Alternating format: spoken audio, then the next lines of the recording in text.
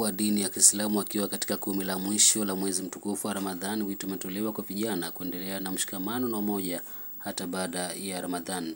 Akizungumza katika hafla ya iftari iliyoandaliwa na vuguvugu la vijana wa Chaani likiongozwa na Istikama Group na vijana wa California katika eneo la Chaani, naibu spika wa kaunti ya Mombasa Fadhili Makarani amesema umoja huo wa vijana umewezesha kudumisha usalama katika eneo hilo. Nimekuja kujumuika na ndugu zangu wenzangu hapa Chaani, hususan vijana, ili tuweze kufungua pamoja katika huu mwezi mtukufu.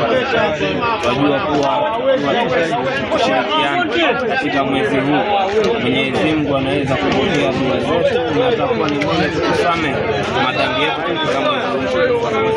Na pia vile vile kukaa pamoja kunaleta umoja, kukaa pamoja kunaleta undugu. Tunataka tufanye mambo haya siku tatu mwezi wa Ramadhani. Tuelewa kuwa security ndani ya changamoto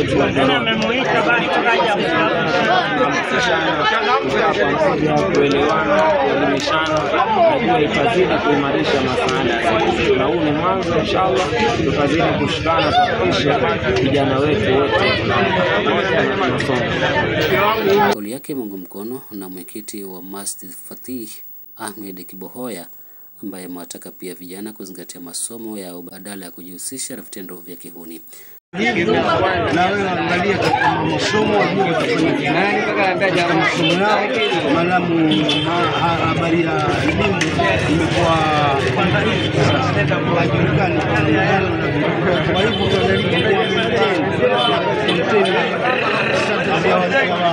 na wananchi na watoto. Kauli hii inajiri siku moja tu baada ya vijana wa Vipanga katika eneo la Msambweni, kaunti ya Kwale, kuvamia wafanyabiashara na wakazi na kusababisha uharibifu wa mali mnamo Jumamosi. Ali Vincent, Benvin TV.